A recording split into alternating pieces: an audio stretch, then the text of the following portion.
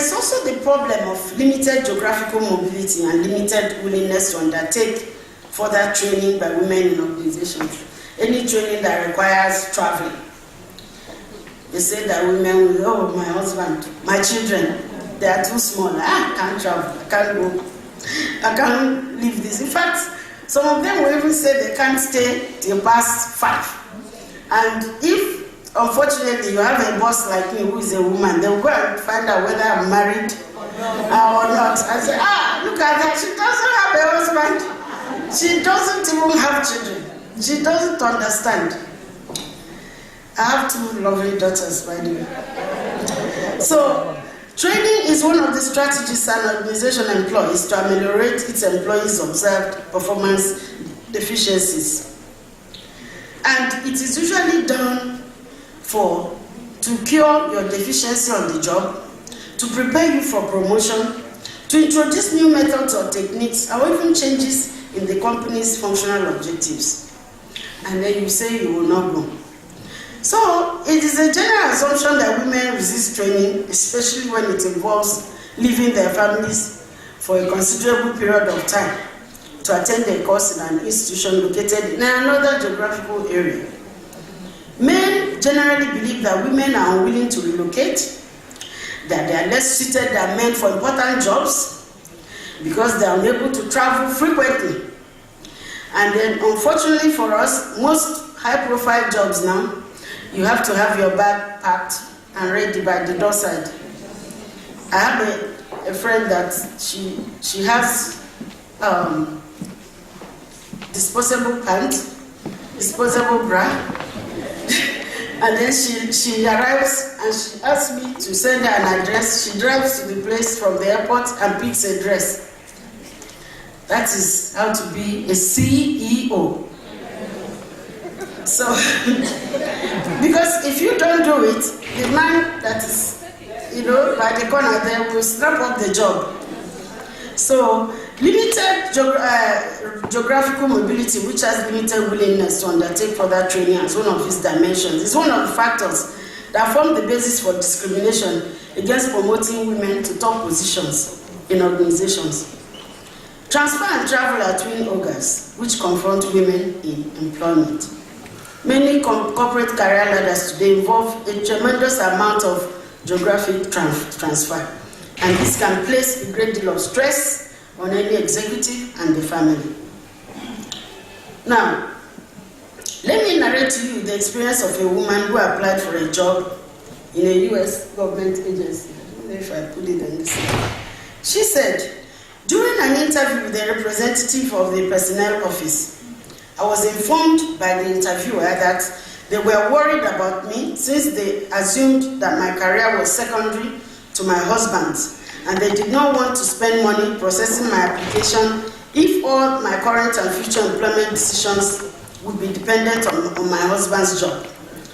Since the job of research economist consisted partly in becoming an expert on various economic problems all over the world, I thought it only reasonable that travel to those parts of the world would be included in the job. When I asked about the possibilities of travel, I was given an extensive lecture on how dangerous the world was and how they could not allow a young woman with family responsibilities, a son and a husband, to travel away from home.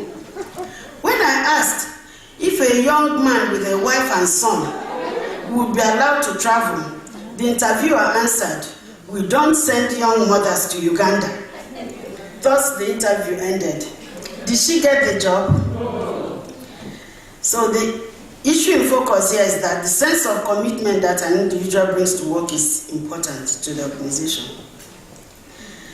Now, women are usually bypassed in training, transfers, and travels, and they miss out on the needed experience, qualification, and skills they require to enhance their advancement into the top hierarchies. How potent is this myth about women's lack of geographical mobility?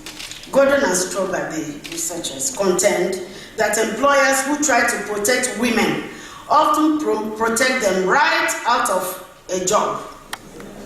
When they give you that chance to go home, they are protecting you right out of your job, out of experience, out of exposure, and you are not going to get anywhere because they all know that you are a mother and that you have to rush home. They argue that, well, right now, these researchers are arguing that women can travel, and that is true. And that when women are viewed as professionals rather than as sexual partners, fears about women traveling alone or with other men tend to disappear. Now, how much traveling any individual wishes to do, of course, involves a personal decision. What is undeniable is that it may be particularly difficult for women with young children to travel. And in this case, is what we ask.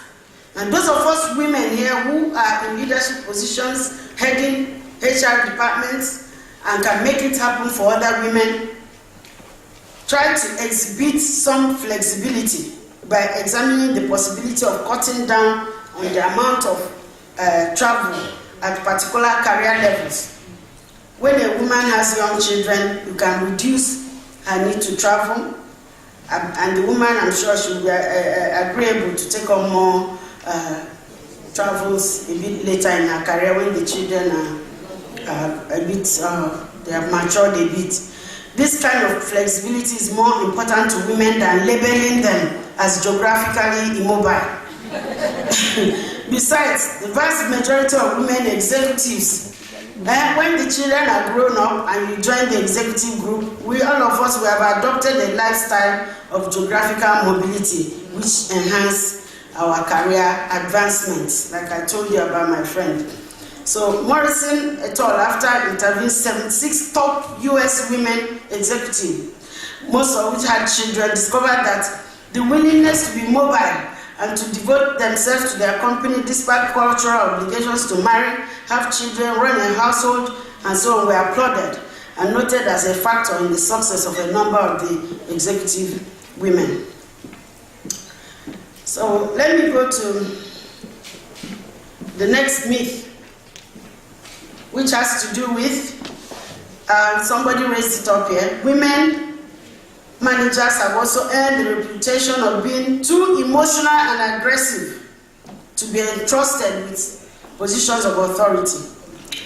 The stereotype of the emotional female is a particularly potent myth, an alleged handicap in women assuming managerial responsibilities.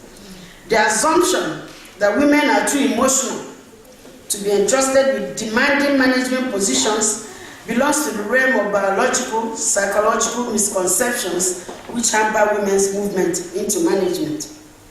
Funnily enough, as I was preparing this presentation, a fellow woman who is heading one big government agency came to my office. The men had played her out in one particular policy, and she started crying. I said, "What? Don't do that." That's what they say that we do, that we cry. She started lamenting and shedding tears. So we already have that reputation.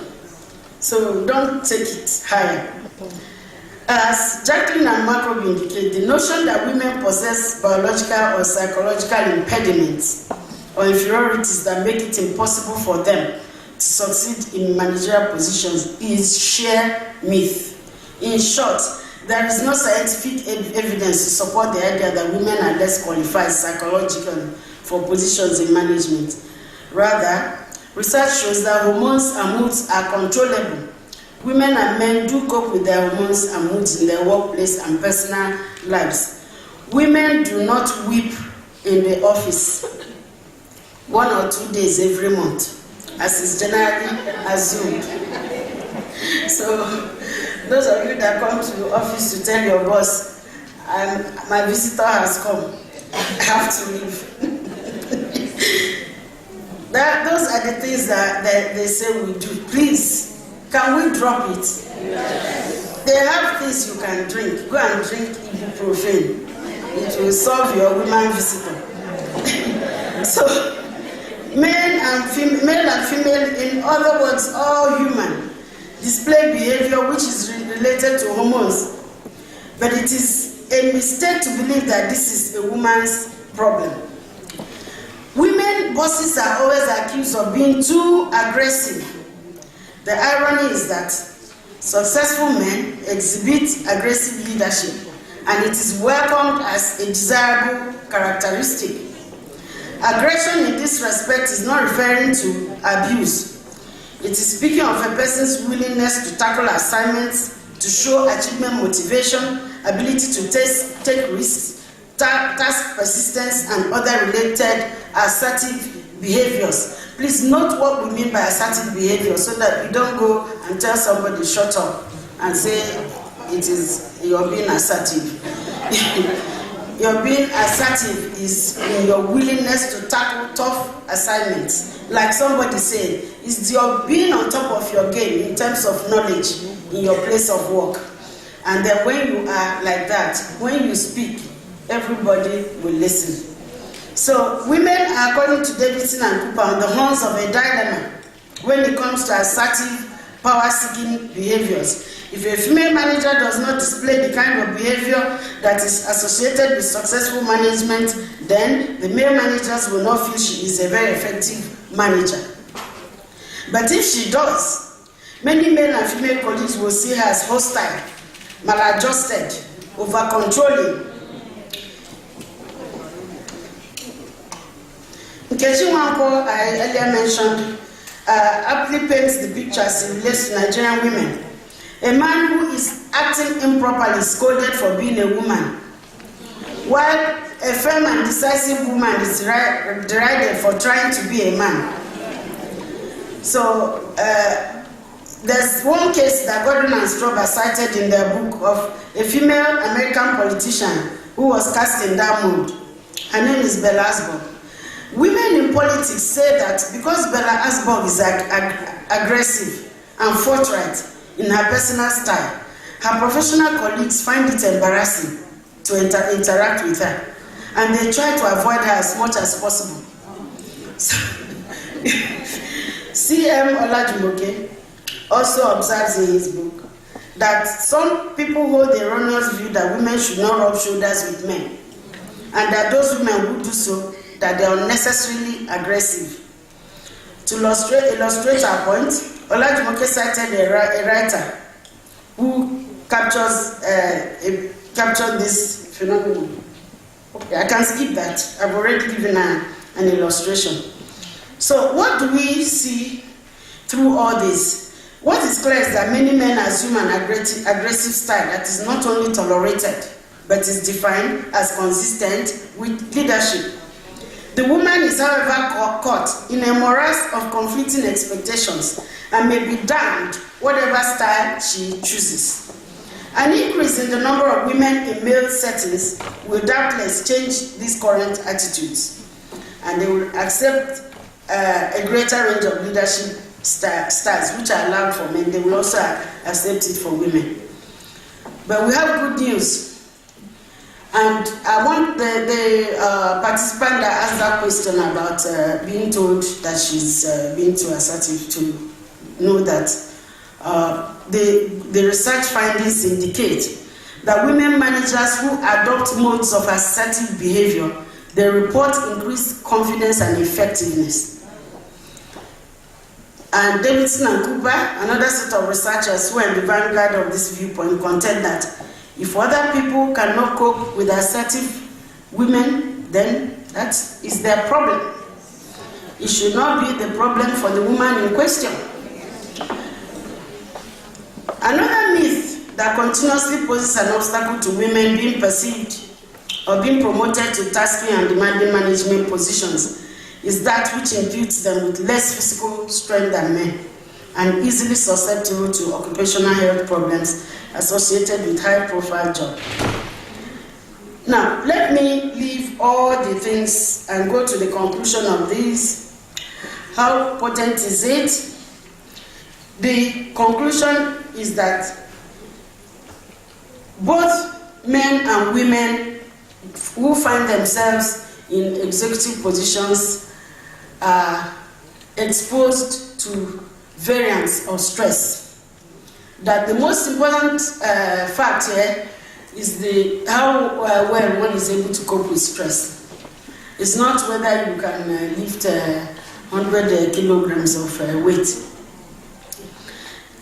it was even found out that there is one type of behavior called type A, coronary prone behavior. And since being able to cope with pressure is an important factor in managerial success, most of the senior female executives studied in Davidson and Cooper survey believe that they coped better with stress than their subordinates of both sexes. And that the research has also found that women who had tried to meet the demands of wife, mother, and worker were those at most risk of stress-related illnesses. The conclusion from these studies is that some female managers are better able to cope with stress than others.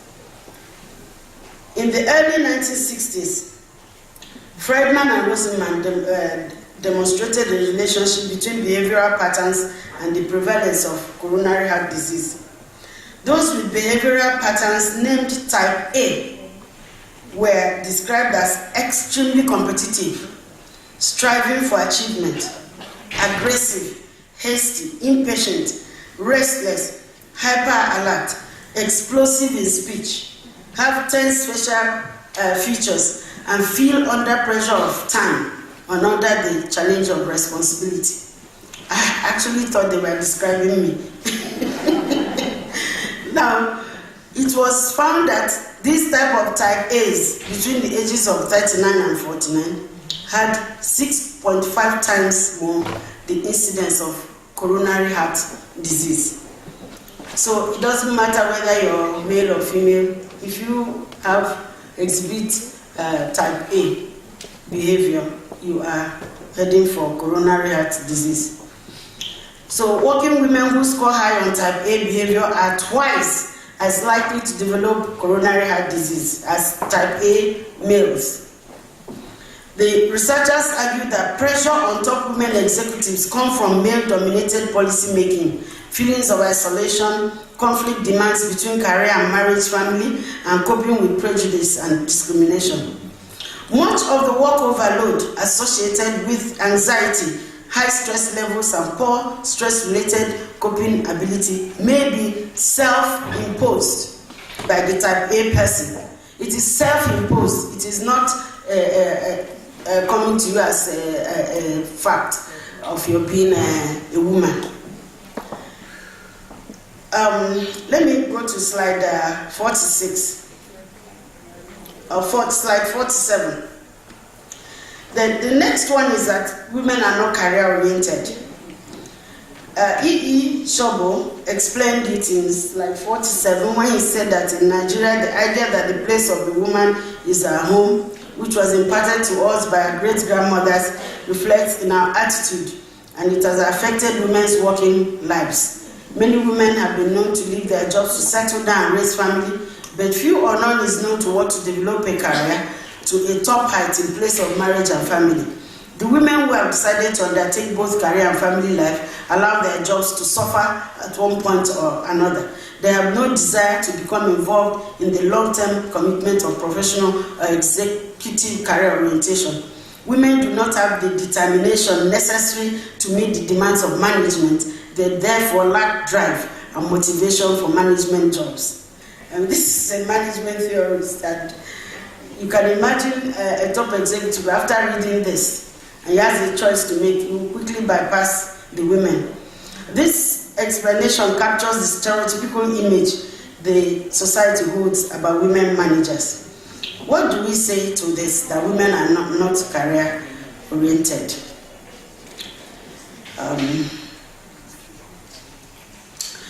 Now, I'll mention a very important aspect of this. Why they say that this assumption is fueled by what I mentioned before, this cultural impact on leadership, where it is assumed there's an imagined life pattern of women that married women will eventually get married, or girls will get married, and when they became married women, they will become mothers, and then they will be more devoted to their personal lives than to the job. And where this works against women is that employers do not examine the individual case. They assume that it will always be the case that the mother will stay at home when the children are sick, and that only fathers can be counted upon to do overtime or to travel suddenly. And the interesting part of it is that even the single woman suffers this, because they project these expected life patterns into their own lives. When the woman is single and available, and she is young, the pattern of motherhood is projected to her. She's treated like any other woman, mother, because she will eventually marry. So don't, invest in her.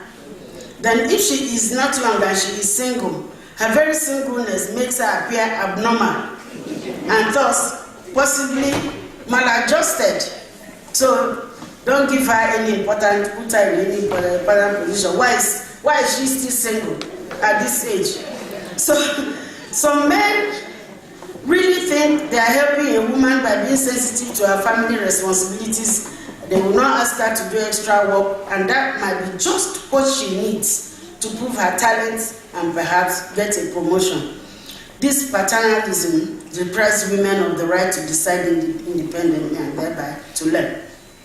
Professor Cynthia Epstein provides another angle by contending that women themselves are also to blame for their negative image, because some of them have joined the conspiracy by accepting the idea that they must monitor their ambitions and goals in terms of what everybody else expects of them, including their husbands, their children, their fathers, or their bosses.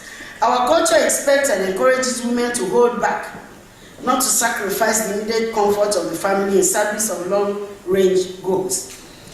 And that is where I will just disagree a bit with my sister from NNPC, the last part where you were saying that you have to put yourself, I don't put myself down.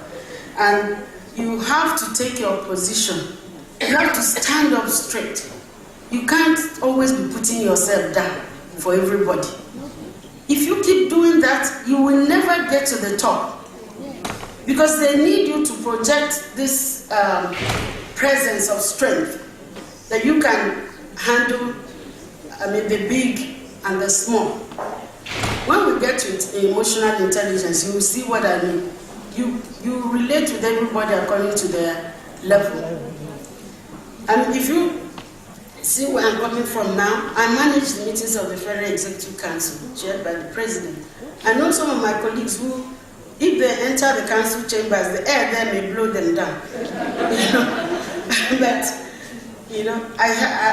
my officers are here. They know what we do there.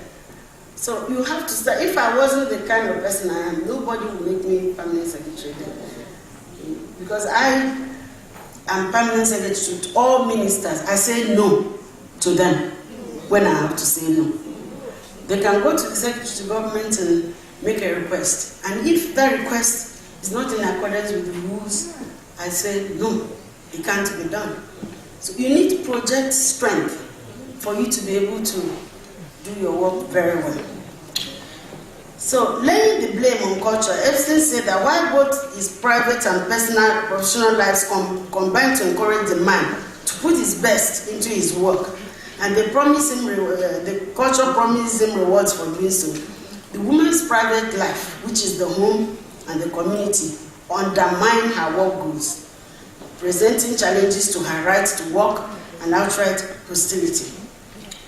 So, and this is because the work we are doing has a male pattern.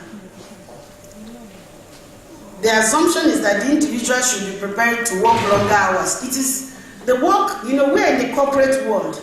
Our work is patterned after men's lives. It is not patterned after women's lives. And you have found yourself there. That should be at the back of your mind, always.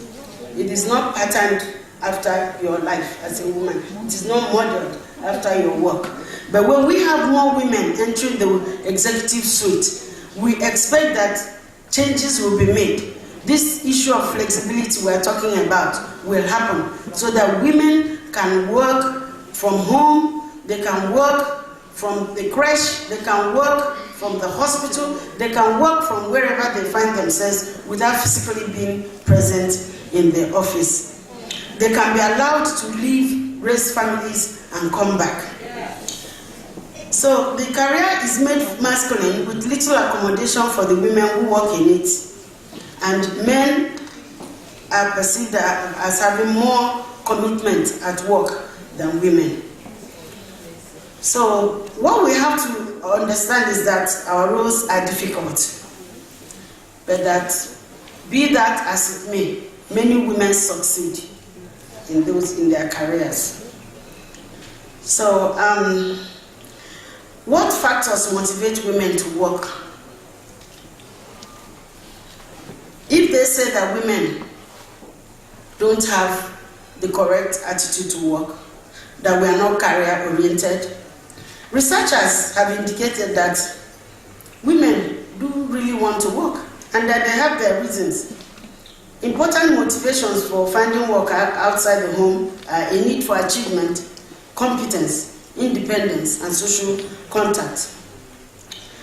Sub or two found out that women's needs for accomplishment in terms of career or doing something important, the need to occupy time and meet people, were strong predictors of future work plans, stronger than of financial need.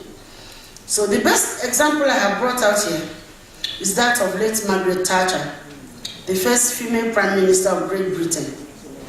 Margaret Thatcher, in her autobiography, which I commend to you to read, gave a blow-by-blow account of the experiences and events that propelled her to the very top in a man's world in 1979. And she had this to say of the time she had her twins at the very beginning of her political career. Oddly enough, I quote, oddly enough, the very depth of the relief and happiness that having brought Mark and Carol, those are the twins, into the world made me uneasy. The pull of a mother towards her children is perhaps the strongest and most instinctive emotion we have. I was never one of those people who regarded being just a mother or indeed just a housewife as second best. Indeed, whenever I heard such implicit assumptions made both before and after I became Prime Minister, it would make me very angry indeed. Of course, to be a mother and housewife is a vocation of a very high kind, but I simply felt that it was not the whole of my vocation. I knew that I also wanted a career. A phrase that Irene Won, Member Parliament for Tynemouth, and I often used was that while the home must always be the center of one's life, it should not be the boundary of one's ambitions. Indeed, I needed a career because quite simply, that was the sort of person I was. And not just any career. I wanted one which would keep me mentally active and prepare me for the political future for which I believed I was well suited. So it was at the end of my first week in hospital, I came to a decision. I had the application form for my Barr finals in December sent to me. I filled it in and sent off the money for the exam, knowing that this little psychological trick I was playing on myself would ensure that I plunged into legal studies on my return to Swancor with the twins, and that I would have to organize our lives so as to allow me to be both a mother and a professional woman. After taking this decision, Margaret Thatcher's political career went on to become one of the most remarkable of modern times. She rose to become the first woman to lead a major Western democracy. She won 3 successive general elections and served as Prime Minister for more than 11 years, from 1979 to 1990, a record which is yet to be matched. And let me mention here, I met Theresa May in 2010. Then she was Home Secretary. I had the opportunity of discussing with her, and she told me that why she was able to make it in a man's world was that she was just known to be the one to do all the big things. When they want somebody to do something, they say, oh, ask Theresa May, ask her, she will do it. And that was how they kept passing the big jobs to her, and she was doing it. She became a Home Secretary, which was pretty big. And today she's a Prime Minister of Great Britain. So you see that it is the same. These are women who are committed to career, to marriage, to family. What influence do families have? Marriage and a family are seen as signs of a man's stability and responsibility, and therefore they are assets for men and their careers. You see a married man, you say he's a responsible man. When you see a married woman with children, what do you say? She's a liability for the organization. So, women managers are likely to be more susceptible to role stress and work overload. Because you finish from the work job, you come back, you have to clean the children, their nose, clean their bum, check, have they done their own work, prepare the food. Those of you from Lagos, I feel very sorry for you, because your lives are just tied to these jobs. There's always that temptation to quit. So the consequence is stress, reflected in symptoms such as tiredness, migraines, and dizzy spells. How do we see all these myths? These myths, or this last one about women lacking career orientation and having less commitment to work, has revealed that it encompasses all these obstacles that confront us in the organization and they prevent women from preparing adequately. Mark my word, preparing adequately for their entry into executive positions. Such obstacles have been identified as prejudice and stereotype, role conflict, cultural trap, male model of managerial competence, resistance of men to admit women as managers, perceptual errors, and outright discrimination on the basis of gender. These are the issues that women need to confront and get out of their way. So what paradigms should we shift? Now, these paradigms are things that are virtually institutional. When I discuss them, I will come to the personal ones, which is where I will link up with the previous presenter from the part of it that I met. Having identified these obstacles which impede the improvement of the status of women in work organizations, there are strategies we can adopt to reverse the trend. Some of them are political, sociological, and others are psychological. Some are practical strategies of which the implementation will yield immediate results. On the psychological realm, we have to tackle the perspective that problems encountered by women in work organizations reside in the characteristics of individuals. We have to understand that most of the problems we encounter in work organizations reside in individuals. So things like gender role socializations, we need to remove them, perceptual errors, all these prejudices which confront us, attitudinal problems, behavior of individuals, they need to change. And these stereotypes are altered perceptions of female capabilities. They need to be discountenanced. And women who aspire to top positions in corporate organizations need to acquire inside skills, interpersonal, organizational, and technical, as well as outside skills, the political know-how and use of contacts. Women managers need to assure their superiors of their competence by earning the right credentials. I heard somebody who stood there, she was emphasizing that, because that is where we women were not very good. People just, in the civil service, all you need is your BA, BS, you enter, next 2 years, you go for promotion, you write exam, you move, next 3 years, you go, you move.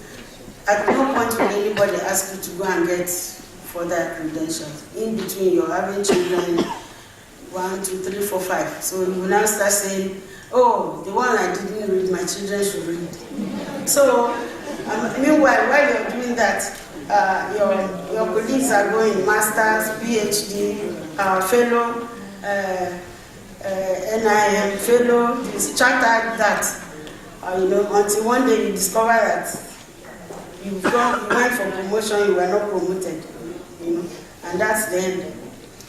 So we need to really stand on our 2 legs and do the needful. There are things I have suggested here, like cultivation of mentors is another way women can be helped. And here, I stated a wide range of things that women can do for each other. Unfortunately, women face more barriers in obtaining mentors than men because of paucity of women in positions of power to serve as mentors. Also, women may be reluctant to initiate a relationship with a man as a mentor for fear that such an approach may be misconstrued as a sexual advance. Male-female mentoring poses special problems of gossips and personal behavior. So you have to really be careful. The encouragement of women is a crucial part of short-run strategy. And that is why I am here. Because most of today's women have been socialized to believe that management like fatherhood is for men. Women who aspire to managerial careers need frequent reinforcement of their aspirations. Encouragement for women requires opening channels of communication among women already in the management stream. And that's why people like the regional manager, the former rector of Yabate is here, people like me and many other women here, the deputy national president. We are here to reinforce the aspirations of the women who are coming behind, to encourage them, to open channels of communication so that you can talk to us and you can meet those of us who are older women who are now serving as role models. And you talk to us, and then what we do is we interact with you and increase your self-confidence, and then give you tips on how to deal with your sense of inadequacy or isolation, and then can learn from us on how to deal with the problems we meet in the workplace. So these are some of the things that we can do regularly, and I want to particularly thank the Nigerian Institute of Management for instituting this forum. It gives us the platform to reach a wider range of women from different institutions, and we can talk to you and ensure that, like I said in my opening, that as we are living, we are pulling up other women onto the corporate ladder and using them to populate the boardrooms. So I had suggested more flexibility in the workplace in slide 54, and then to make it possible for women to still be able to work during their childbearing years.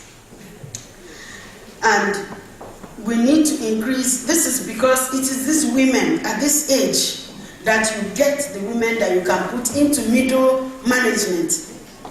And from middle management, you now transit into top. So if we are losing these women at childbearing age, you see that they are not transiting into middle management. So it's a task that we should give ourselves as women in management to make sure that we have sufficient women that are coming behind us at middle management, that child rearing should not be a reason why women will leave the world of work. As career paths are presently fashioned, the 10 or 15 years between ages 25 and 40 are crucial for potential top managers. That is the time you prepare yourself. Most of the things I did with myself, I did them between ages 25 and 40, 42, I came out. So yeah, these are the years in which many women are involved in child rearing. As a result, they miss the opportunity of being groomed for top positions. In the long run, it is possible that expectations about women's responsibilities for child rearing will be changed so that men will take more responsibility too. And since women now share in men's traditional role of breadwinner, I don't see why that should not be. But I want to thank the husband who paid for the wife to attend this conference. It is suggested that men should provide support for women's role as homemakers and child rearers. We are asking the men to give us that support. Because what we make in the world of work, we bring it home. So we're also breadwinners, supporting our husbands. Another suggestion, and whereas a lot of us here are single parent women raising children who are useful members of society, we have women who are heads of households, who have their families, and these women too need to be supported to make sure that they do not drop out of work because of family responsibilities. And then we should be able to train and retrain women when they resume fully from child-rearing years. The final component of this strategy is childcare. And as more and more young mothers enter into the labor force, it is important that we make provision for adequate, comfortable, and qualitative childcare where their children can be and their minds will be at rest while they are at work. Every organization should establish qualitative creche and childcare facilities as a means of providing creative solution to the childcare dilemma. So let me now go to how do we gain the edge? I know that this is what we are all concerned. Now, having taken care of the family and all those angles, you have yourself with all these men. How do you gain the edge in the workplace? Because it is when you gain the edge, then you can now start heading for the top. How will a woman gain competitive advantage to climb the corporate ladder and emerge at a leadership position?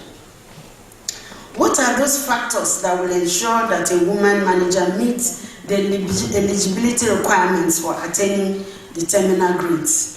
I have given some prescriptions. Like I said at the beginning, most impactful lessons I will share with you are those that helped me.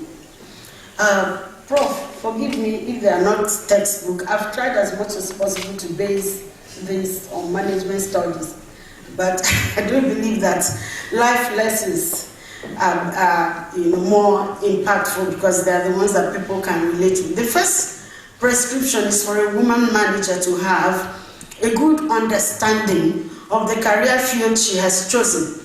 Having obtained that understanding, you now obtain what is required to excel in it.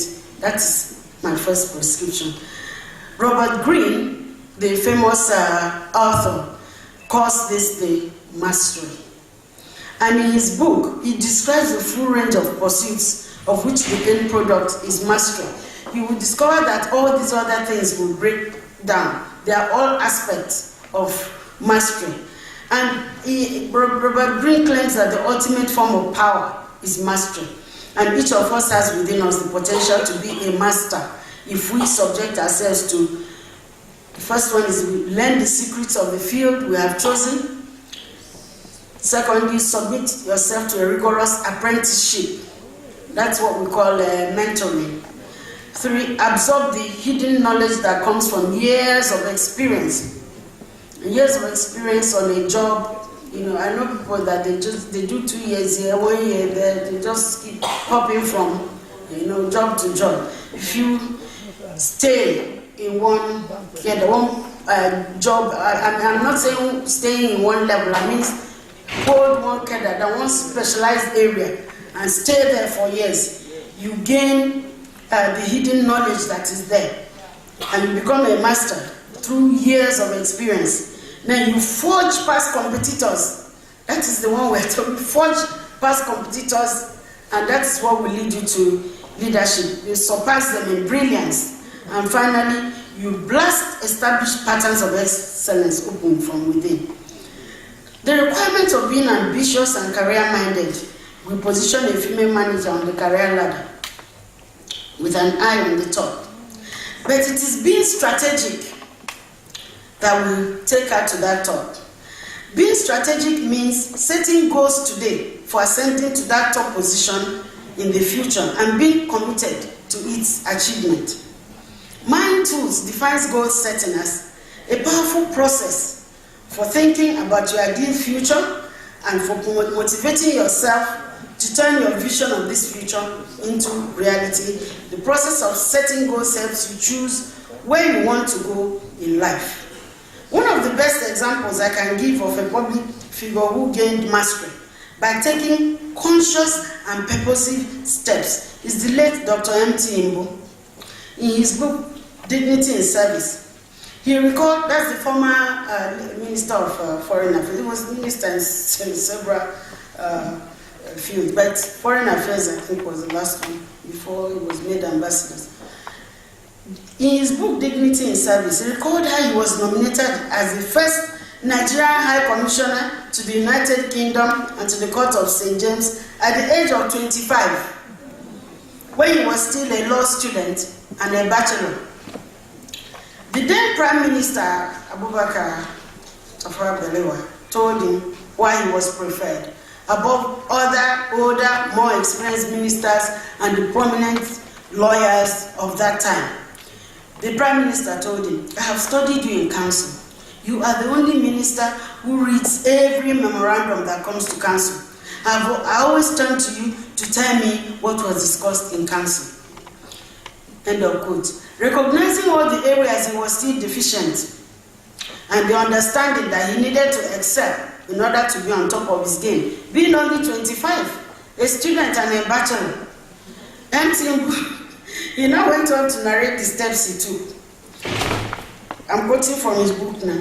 2 weeks after the announcement, I named Catherine Kitty Anibo as my wife. I was conscious of my appearance. Public service, when properly conducted, always leads to further recognition. In the diplomatic circles, I was conscious of the power of corporate dressing. Respect was earned, and good impression created by decent physical appearance and good manners. Prince Phillips, the Queen's husband, would oftentimes at receptions come to me and ask, would you take me to your tailor? I like your suit. It made the older ambassadors very jealous. I used whatever spare time I had for self-improvement, working myself tirelessly to obtain the LLB and LLM degrees from the University College London, an advanced diploma in international relations, and was subsequently called to the bar at the Honorable Society of the Middle Temple in 1959. My studies helped me to give Nigeria what I termed quality service while in the UK. Being strategic, end of quote. Being strategic in modeling your career starts with taking a critical look at where you are presently, conducting a self-evaluation. A useful tool I would recommend is the SWOT analysis, which you use for management. Use it on yourself. Critically list your strengths, your weaknesses, the strategic opportunities around you, the threats and the risks to your career mobility. A very realistic assessment of yourself will immediately enable you to identify the gaps you need to fill in your capacity, using the core competencies of your organization and the skill set required to excel in it as your benchmark. Now, I told you that in the civil service, to be an officer, you just need your BA honors or BSc honors. That is not your benchmark. The benchmark is the top. Because when I came in, I used to study nominal rule. I was telling one of my officers how I used to study nominal rule. You know, the nominal rule will say qualifications obtained with dates. And I will start from permanent secretary down. You will see PhD, LLB, MSc, Cantab, these years. You know, I joined the service in 1984. Then they all used to go abroad to do their postgraduate. So you just see stuff like that. And I knew that was what I should be aiming for, not the BA that I started work with.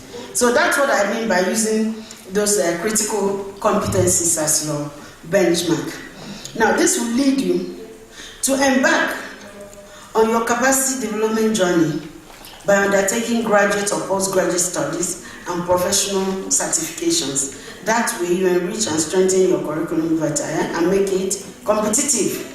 You gain an edge by acquiring more relevant qualifications and certifications than your peers. And I don't mean this type of school they do where you go and other people will write your projects for you. Because I did state here that the outcome of all this should be evident in the consistent high standard of your output. So there should be an impact on your output that you underwent such capacity development. So set your own personal SMART goals with deadlines. Ensure that the goals are specific, they are measurable, they are attainable, relevant, and time-bound. As I say this because I know somebody who has been telling me she will obtain a PhD, and up till today, she hasn't. So you can just start from where you are, say, I will get diploma, I will get masters, I will get, do you understand? That I will get NIM certification, I will get this. So just start like that. Now, what did I do? For me, the first thing I did, I thought I was going to change jobs and go into the international UN system. So I went and obtained a diploma in French from Togo. And as soon as I started speaking French, I thought I had done something to make myself marketable internationally. That's a second language. I remember I also went and registered myself for computer studies. That time computer was just coming to Nigeria. I being ICT compliant was not something everybody had. After work, I didn't know what it meant to go home. I used to go Alliance and say, when I finished my diploma, I went to do my master's degree in Unilag. The day I submitted my project, I walked over to law faculty. So, and lastly, a bachelor at law degree and called to Barr. All this while working with my BA honors. At a later stage, I started adding membership of professional bodies.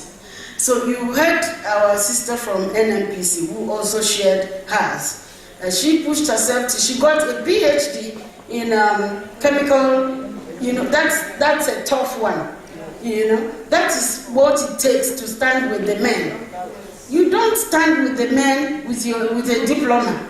You understand? That is the truth. Because we women are fond of crying like they didn't promote me. And nobody will tell you why you were not promoted. I'm telling you right here now why you were not promoted.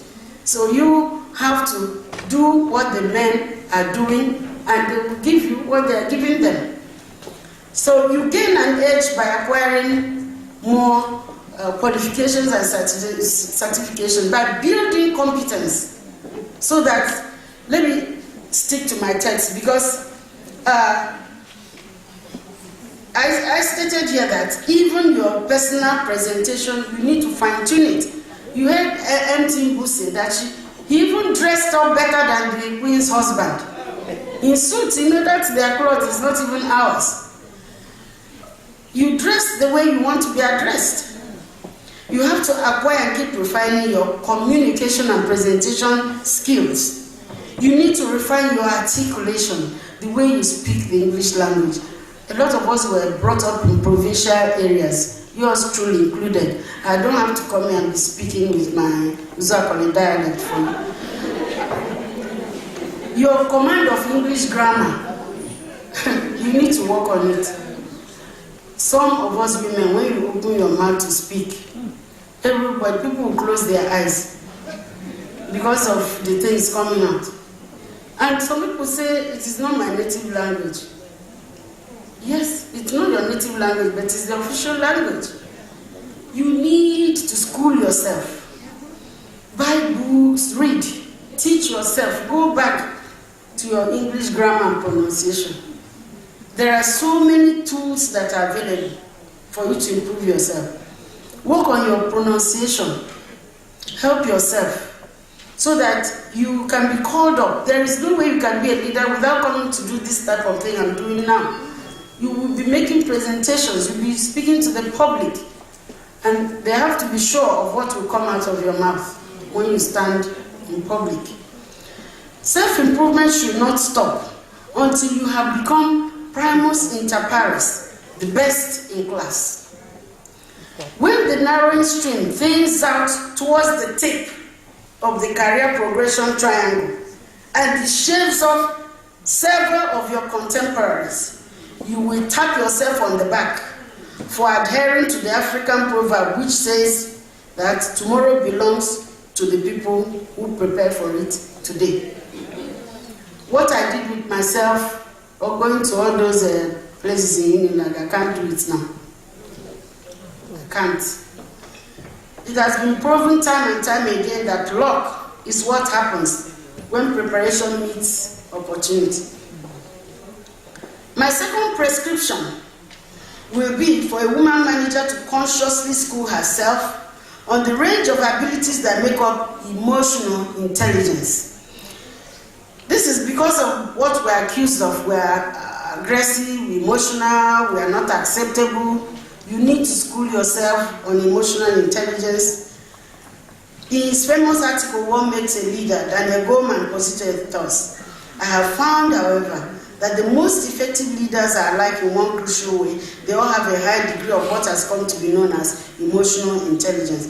It is not that IQ and technical skills are irrelevant. They do matter, but mainly as threshold capabilities. That is, they are the entry-level requirements for executive positions. But my research, along with other recent studies, clearly shows that emotional intelligence is the sine qua non of leadership. Without it, a person can have the best training in the world, an incisive analytical mind, and an endless supply of smart ideas, but he still won't make a great leader. End of quote. So emotional intelligence has been described as a group of 5 skills which enable leaders to maximize their own and their followers' performance. The EI skills, as famously described by the proponent Daniel Goleman in his book, Emotional Intelligence, they are as follows. Self-awareness. You need to have a deep understanding of your emotions, your strengths, your weaknesses, your needs, your drives, and their impact on others. It extends to a person's understanding of his or her values, your long-term goals, and it enables you to have a firm grip of yourself, of your emotions, of your capabilities. The key to self-knowledge is access to one's feelings, the ability to discriminate among them, and to draw upon them to guide your behavior. Self-awareness will enable you to know when you're about to get angry, and then you distance yourself from the situation in the office. And then to understand that this is an office situation. This woman is not a member of your woman's club or your woman's union. It will help women, because a lot of us don't know how to talk in the office. The same attitude, the same way you relate to women in the market, outside, is the way you relate with women in the office. And that's not right. You need to train yourself on how to guide both your emotions, how you relate to people, how you react to people in a work environment. The next thing is self-regulation. This is the ability to control or redirect the disruptive impulses and moods that come upon everybody. Its importance lies in gaining the ability to manage the biological impulses which drive our emotions. They say women are creatures of hormone. But self-regulation allows you to identify these signs when they are coming. You know what exactly that is going to happen at this time of the month with your body, with your moods, and you are able to hold it in check. This is a critical skill which women need to develop in order to free themselves from being prisoners of feelings, prisoners of emotions and impulses, while becoming reasonable and calm in decision making. The next one is motivation, and this is the ability to relish achievement for its own sake.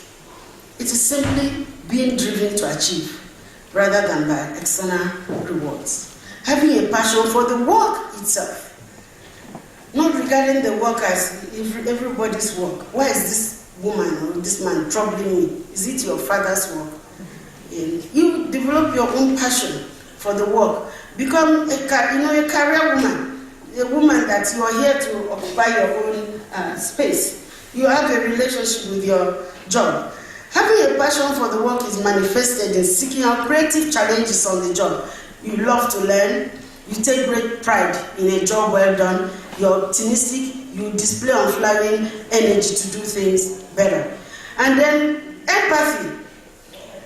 Empathy is where, and there's a question somebody asked here about what people do to you in the office, and you're trying to explain to them. I think you're the lady in the white. You're trying to explain to them, and they are just resisting you, and you want to train them, and they're refusing. Now, if you have empathy, you need to understand other people's emotional makeup. It is the ability to consistently and thoughtfully consider other employees' feelings along with other factors. What are the factors driving these people? Sometimes, the economic hardship in the country is making life very, very uncomfortable for a lot of people. And maybe that is not what they want to hear at that point. So empathy will make you understand where your subordinates or your fellow workers are at any particular point in time, and you're being able to empathize also with them will make you to relate better with them. Now, social skill is the last one, which helps you to build rapport with others, to move them in desired directions. It is your ability to use your friendliness purposively.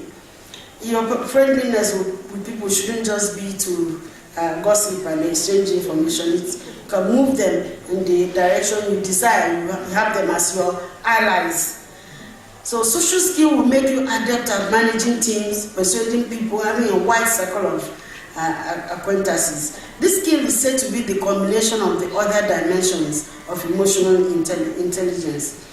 So, and Daniel Goleman said that people tend to be very effective at managing relationships when they can understand and control their own emotions, and they can empathize with the feelings of others. Sorry about that.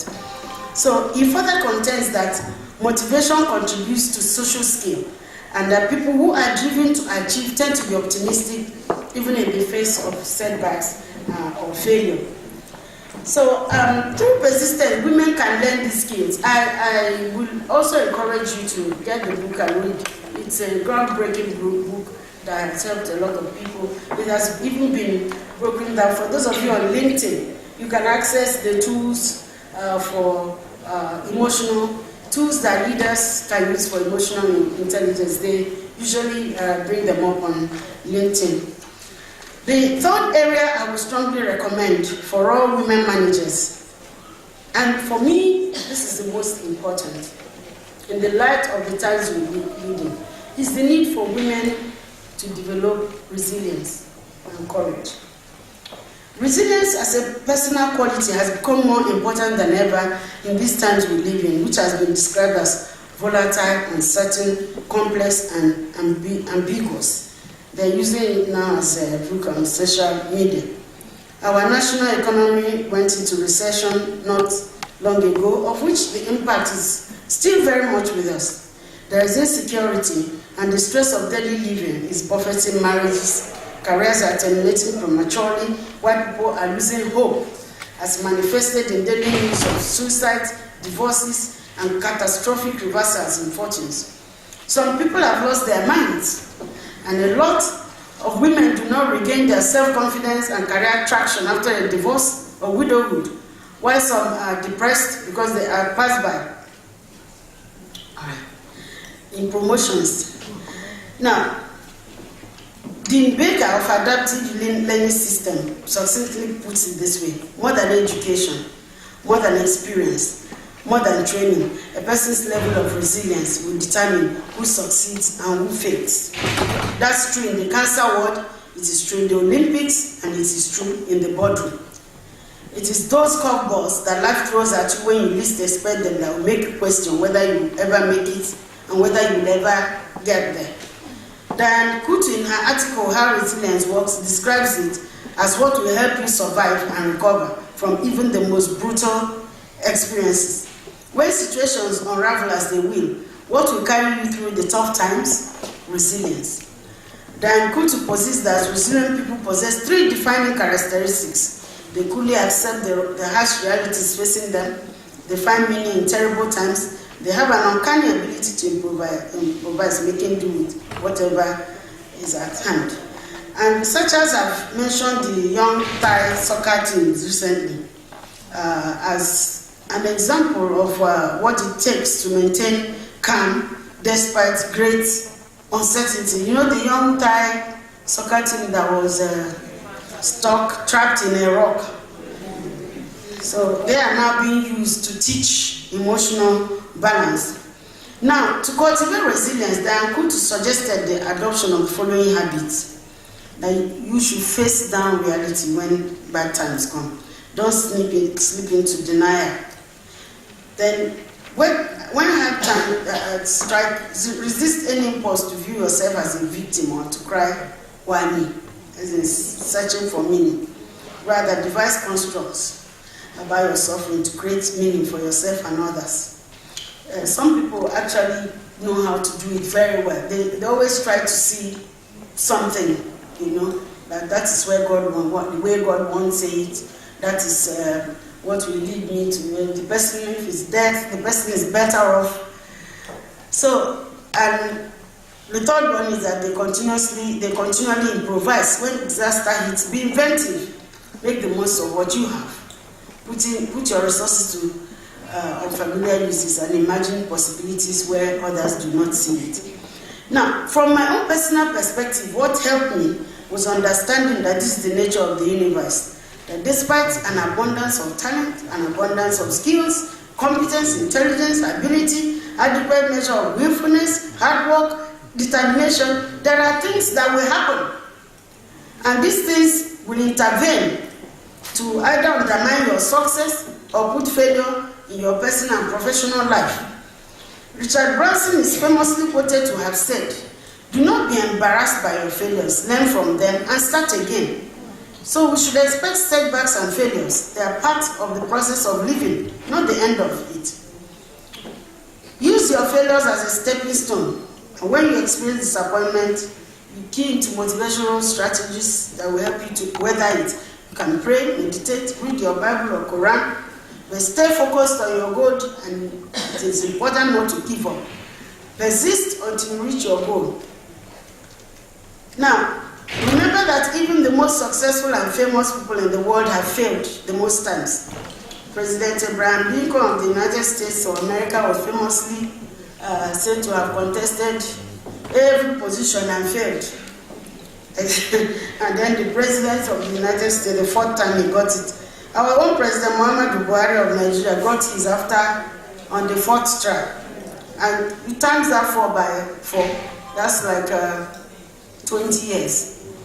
President Georgina of Liberia, who was just one in the other day, even had to go to school and do from secondary school to university. You know, and these all stand exemplary, but you see them today and you think they just walked in there. Richard Branson, owner of Virgin Group, one of the richest men in the world, is famously known to have failed at everything he did until he now became successful. So,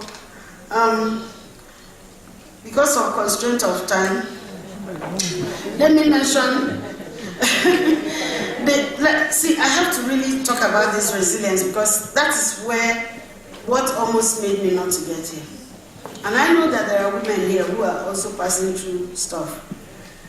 You know, the thing is that if it is not handled well, you may be a first-class brain, you may be this, that, and you will discover that it is one small thing that will take you out. So, resilience is a critical component that appears to be deserting our younger women today. Looking at the tragedies involving women as they emerge, one is tempted to conclude that our younger generation of women lack strength to withstand adversity. It is common knowledge that most of our psychiatric institutions today are populated by women, mostly sent there by marital woes. But what is most disturbing is the increasing trend of violent death of a husband in the hands of a wife, or the other way around. It is tragic that those involved are educated women who ought to be out there in the corporate world making their marks. To every woman here today, God gave you 2 legs for a purpose. no matter what has been done to you, instead of taking that knife, taking a gun, taking poison, peso or petrol, put your legs into action. Walk into freedom and a better future. And I am not telling you what I did not do. Today, look at me. I made it to the top and I'm alive to tell the story. On no account should a woman send herself to Kuje or Kilikiri or Agodi prisons, or even to the grave, when she can simply walk away. Lastly, but certainly not the least, is the requirement of self-discipline. That is the ability to instill order and organization by instituting the right habits into your life. I have heard it said that self-indulgence and self-improvement, that they are not mutually exclusive. But I can tell you from experience that if you are addicted to social media, entertainment and partying, watching movies every day, telenovelas, all this Telemundo and co, I am afraid you may not achieve much in terms of exercising the self-discipline and the rigor you require to prepare yourself for the top, especially at the middle management level. It takes sustained work to prepare yourself for leadership. It may require lifestyle changes. You cannot afford the indiscipline and recklessness that some young women exhibit. You should not be known for your liaisons with different men all over the place. And men can do that, but as a woman, they will just use you and be talking. And then how you can do anything for money? I understand that in the banking sector, that is the norm. Yeah. But they actually want to find out whether you can do that. And we women will fight it until women are left to develop themselves following their career path, the normal career path. It takes sustained work. So you need, and another thing is, you need, like it was said, I want to emphasize that integrity is important. So is reputation.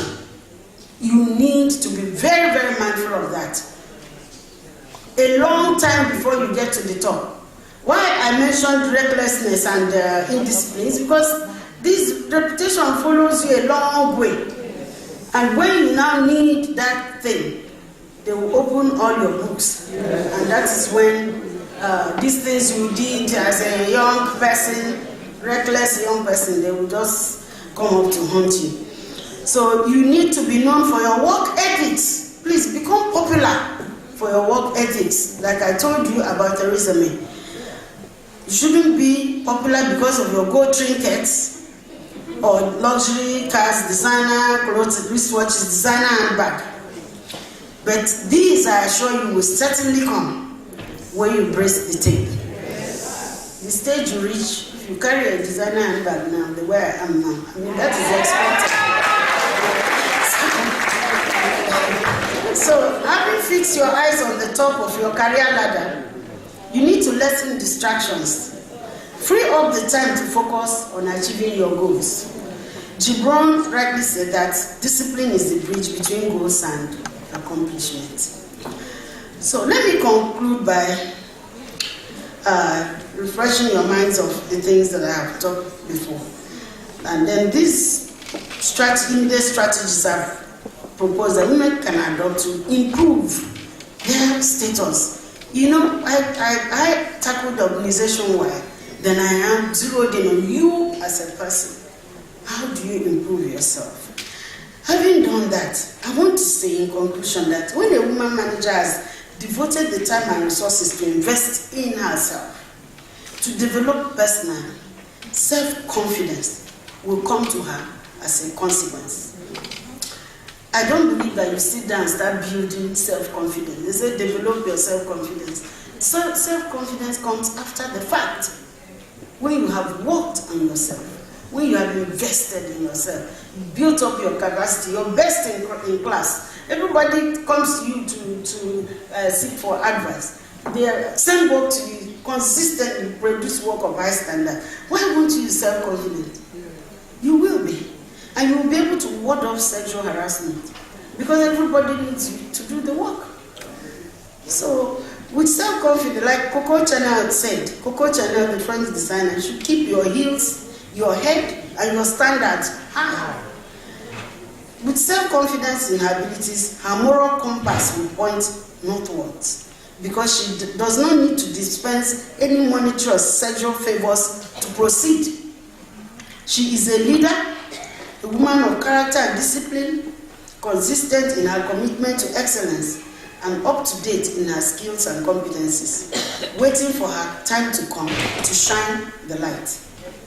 I consider myself a textbook case of how to navigate career rigors, having joined the Federal Civil Service at grade level 08 and taking examinations at every level to advance to every level of promotion from grade level 09 to grade level 17 before finally taking part in the fiercest of them all, a competitive examination for 300 federal directors, from which I emerged as a federal permanent secretary on merit.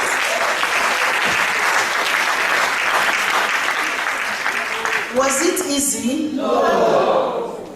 Was I afraid for my future? Yes.